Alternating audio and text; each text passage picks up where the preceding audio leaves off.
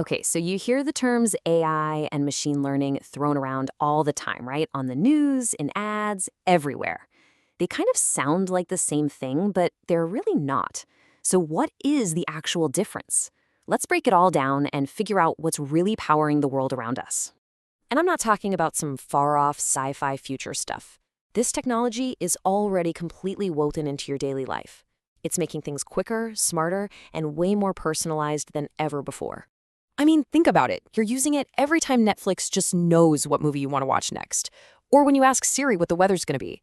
Every single time a junk email gets zapped before you even see it. Or when Google Maps pulls that magic trick and reroutes you around a traffic jam you didn't even know was there. That's it.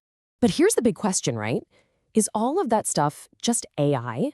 Or is there something more specific going on under the hood? Well, it turns out there is. And that's what we're going to get into. So, to understand this, first we've got to zoom all the way out. Let's look at the big picture, artificial intelligence. Just think of AI as the grand ultimate goal. It's this huge field of computer science that's all about one thing, creating machines that can do stuff that normally requires human intelligence. You know, things like seeing, reasoning, solving problems, and even adapting. And honestly, the best way to visualize the relationship here is to think of AI as a giant umbrella. So, under this big AI umbrella, you've got all these different fascinating fields. You've got robotics, you've got natural language processing, that's what lets Alexa understand you. And then you have this other huge one, machine learning. Now, this right here is the key takeaway. All machine learning is AI, but not all AI is machine learning. Machine learning is just one piece of the puzzle. So let's zoom in on that one specific slice. Let's look at machine learning. The engine that is driving so much of what we call AI today. This definition is everything. It actually came from a pioneer named Arthur Samuel way back in 1959, and the key phrase is without being explicitly programmed. See, machine learning is a specific way of doing AI where, instead of writing out a million lines of rules, we just let the computer figure it out for itself by finding patterns in data. I love this analogy because it makes it so clear. Traditional programming is like baking a cake with a super detailed recipe. You tell the computer exactly what to do step by step.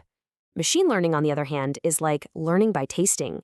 You show the computer thousands of photos of amazing cakes and thousands of photos of terrible burnt cakes, and it starts to learn the patterns to figure out the recipe all on its own.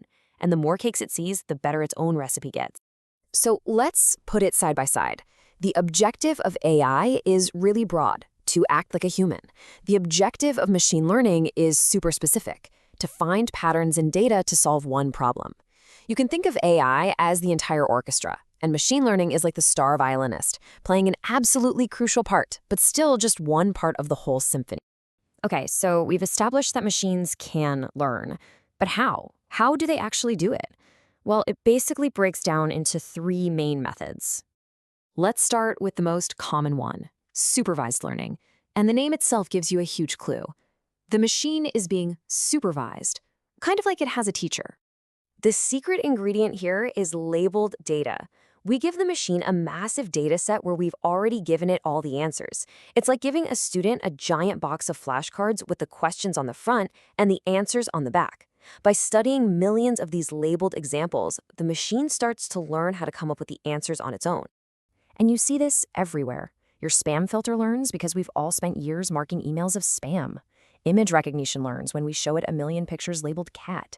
It's used to analyze medical scans for diseases, predict what a house will sell for, and flag a credit card charge that looks fraudulent. Now, let's flip that idea on its head. What happens when you don't have any labels, when there's no answer key? Well, that's where unsupervised learning comes into play.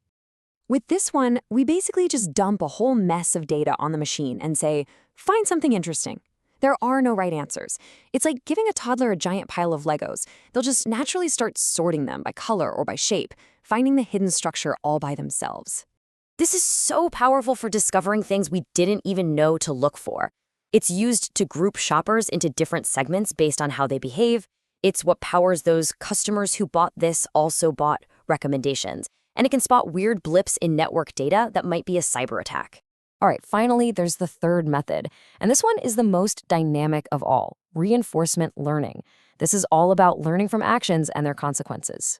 The idea is actually pretty simple. You have an agent, that's the AI, and it takes actions in some environment trying to get a reward. It's exactly like training a dog. When the dog does something good, it gets a treat. When it does something bad, nothing. Over millions and millions of tries, the AI figures out the absolute best strategy to get the most treats. This is how AI systems mastered incredibly complex games like chess and Go, eventually beating the best human players in the world. It's a critical part of how self-driving cars learn to make millions of split-second decisions in traffic. And it's how a robot can learn the unbelievably complex task of walking, just through endless trial and error. So, we've covered the how, the 3 ways machines learn. Now let's zoom back out and look at the what. What is the actual real-world impact of all this? Well, it's transforming basically every single industry you can imagine. In healthcare, it's helping doctors spot diseases earlier in medical scans and making the hunt for new drugs way faster. In finance, it's the front line of defense against fraud, and it's powering automated stock trading. And in retail, it's the engine behind all those personalized recommendations, making sure the stuff you want to buy is actually in stock. You know, this quote from an MIT professor, Alexander Madry, just hits the nail on the head. Machine learning isn't some niche tech thing anymore. Understanding the basics is becoming essential for pretty much everyone because its impact is just too massive to ignore. So we've done it. We have actually built machines that can learn. They can see patterns we can't, they can solve massive problems, and they can master incredibly complex tasks. The technology is here. So the real question for all of us is, what's the most important thing we should teach them next?